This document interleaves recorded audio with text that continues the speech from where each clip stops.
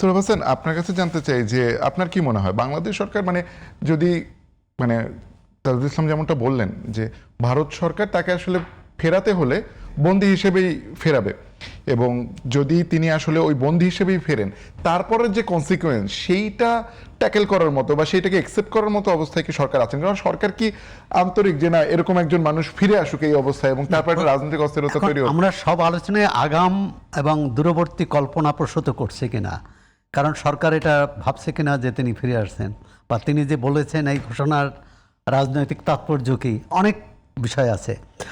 তবে দাদুল ভাই তার শেখ হাসিনার মামলার অকাট্য প্রমাণের কথা বলছেন। অকাট্য প্রমাণ থাকতে পারে।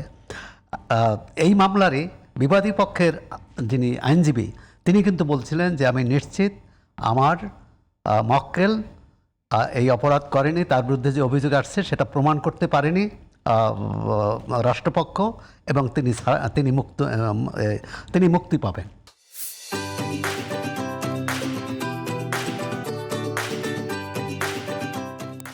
তিনি বেকসুর মুক্তি পাবেন, এরকম তিনি শাস্তি এটা আসলে পৃথিবীর কোন বিবাদী আইনজীবী বলেন? আচ্ছা, সেটি এখন নিশ্চয়ই তাজুল ভাই যখন যুদ্ধাপরাধী বিচারের মামলাগুলো করেছেন আওয়ামী লীগ সরকার আমলে, নিশ্চয়ই একই কথা বলছেন।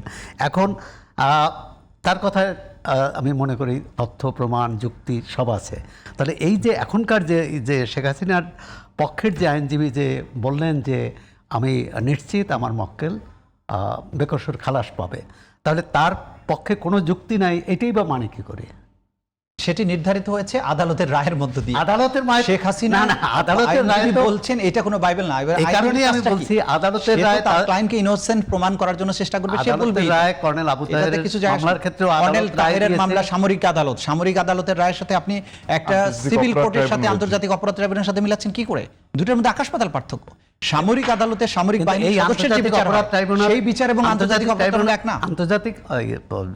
আন্তর্জাতিক ট্রাইব্যুনালের তো মামলার যেটি তার যে প্রথম যে এটা ছিল সেটা সম্ভবত আওয়ামী লীগ আমলেই পরে করছে, যে সেটা 1971 সালের 25শে মার্চ থেকে 16ই ডিসেম্বর পর্যন্ত সংগঠিত। এটা সম্পূর্ণ ভুল তথ্য। এই আইনটা যখন এই অপব্যাখ্যাটা অনেকেই করছেন বলে আমি শুনতে পাচ্ছি। এই আইনটা 1973 সালের ক্রাইমস ট্রাইব্যুনালস অ্যাক্ট যখন প্রণয়ন করা হয় তখনই সেখানে বলা হয়েছিল যে এই ট্রাইব্যুনালের জুরিসডিকশনটা কি হবে। সেখানে বলা হয়েছে এই tribunal crimes against humanity, war crimes, genocide এবং other crimes under international law, এগুলো অপরাধের বিচার করতে পারবে কোন সময়ের ঘটনা? Before or after the commencement of the act. তখনই বলে দেওয়া হয়েছিল এই আইনটা করা হলো সেই সব অপরাধের বিচারের জন্য যে অপরাধগুলো এই আইন প্রণয়নের পূর্বে অথবা পরে সংগঠিত হয়েছে অথবা হবে। সুতরাং এটা 1971 সালের বিচারের জন্য করা হয়েছে, এটা সম্পূর্ণ ভুল কথা। এই আইনে কোথাও বলা হয়নি যে এটা 1971 সালে সংগঠিত অপরাধের বিচার। এটা আন্তর্জাতিক আইনের সংগঠিত অপরাধের বিচারের জন্য করা হয়েছে, এবং আইনটা প্রণয়ন হওয়ার আগের অপরাধেরও বিচার এই আইনে করা যাবে, পরের অপরাধে করা যাবে। শুধুমাত্র এটা কেন বলা হয়েছে যে আগের অপরাধের, ন্যাচারালি আন্তর্জাতিক আইনের বা বাংলাদেশের আইনেরও যে সময় অপরাধ হয় সেই সময় বলবৎ আইন দিয়ে বিচার করতে হয়। কেন এটাকে রেট্রোস্পেক্টিভ ইফেক্ট দেওয়া হলো? কারণ 71 সালে সংগঠিত মানবতা বিরোধী অপরাধকে যেন আওতায় আনা যায় সেটার জন্য এটা বলা হলো যে আগে হলেও হবে পরে হলেও হবে।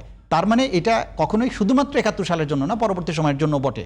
এবং রেট্রোস্পেক্টিভ ইফেক্ট দিলে কোনো আইন সংবিধানের সাথে সাংঘর্ষিক হয়, বাতিলযোগ্য হয়। সে কারণে এই আইনটাকে সাংবিধানিক প্রোটেকশন দেওয়া হয়েছে। সংবিধানের প্রথম সংশোধনী যুদ্ধাপরাধের মধ্যে পড়ে কিনা? যুদ্ধ অপরাধ তো এটা না, ক্রাইমস এগেইনস্ট হিউম্যানিটি এবং যুদ্ধ অপরাধের মধ্যে আকাশ পাতাল পার্থক্য, আপনাকে এটা বুঝতে হবে।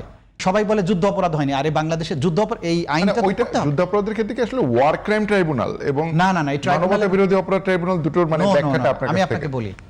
যেটা হচ্ছে সবাই বিভ্রান্ত হয়ে যান, সেটা হলো এই ট্রাইব্যুনাল কি কি অপরাধের বিচার করতে পারবে। সেইখানে অপরাধের অনেকগুলো নাম দেওয়া আছে। একটা হচ্ছে crimes against humanity. Crimes against হিউম্যানিটির মধ্যে অনেক কিছু আছে, murder, extermination, torture, rape, enslavement, deportation, এগুলো অনেক কিছু। তারপরে আছে war crimes. Crimes against humanity একটা ওয়ার ক্রাইমস, মানে যুদ্ধ চলাকালীন সময়ে আপনি জেনেভা কনভেনশন লঙ্ঘন করে, যুদ্ধের আইন লঙ্ঘন করে যুদ্ধ করেছেন কিনা। যেমন যুদ্ধ করতে গিয়ে সিভিলিয়ানকে মেরে ফেলছেন, যুদ্ধ করতে গিয়ে বসফরাস বোমা মেরেছেন, যে অস্ত্র ব্যবহার নিষিদ্ধ সেটা করেছেন, এগুলো হচ্ছে ওয়ার ক্রাইমস। তারপরে জেনোসাইড, এটা আলাদা জিনিস, জাতিগত নির্মূল এটাকে বলা হয় জেনোসাইড। তারপরে হচ্ছে যদি এর বাইরেও অনেক অপরাধ আছে যেগুলো আন্তর্জাতিক আইনে সংজ্ঞায়িত কিন্তু বাংলাদেশের আইনে নেই, ওখানে বলা আছে আদার ক্রাইমস আন্ডার ইন্টারন্যাশনাল ল। সুতরাং এই ট্রাইব্যুনাল সবকিছুর বিচার করতে পারে। 1971 সালের অপরাধের বিচার যেটা এই ট্রাইব্যুনাল করেছে সেটা ওয়ার ক্রাইমসের না, সেটা ক্রাইমস এগেইনস্ট হিউম্যানিটির। এখনো যে বিচারটা হচ্ছে এটা ক্রাইমস এগেইনস্ট হিউম্যানিটির, এটা ওয়ার ক্রাইমসের বিচার না। এখন ওনারা ভুলভাল আইন না জেনে এসে প্রশ্ন করে এখানে তো যুদ্ধ হয় নাই, তাহলে যুদ্ধ অপরাধ ট্রাইব্যুনালের বিচার কিভাবে হচ্ছে? এই ট্রাইব্যুনালের নামও যুদ্ধ অপরাধ ট্রাইব্যুনাল আর না, এবং এখানে যে সংগঠিত অপরাধ হচ্ছে এটাও যুদ্ধ অপরাধ না। যিনি আইনজীবী হন আর যেই হন, যিনি কথা বলছেন তিনি আইনের বাইরে গিয়ে ভুলভাল ব্যাখ্যা দিয়ে একটা সেন্সেশন তৈরি করার চেষ্টা করছেন, এটা সঠিক নয়। আমার মনে হয় সৌরভ হাসান কি মানে উত্তরটা আপনি সন্তুষ্ট বা আপনার কোনো সন্দেহ আছে? ঠিক আছে, এটা আইনের উত্তর তো আইনজীবী ভালো দিবেন না, যেহেতু প্রশ্নটা আপনি তুলেছিলেন এজন্য বললাম যে আপনি সন্তুষ্ট কিনা।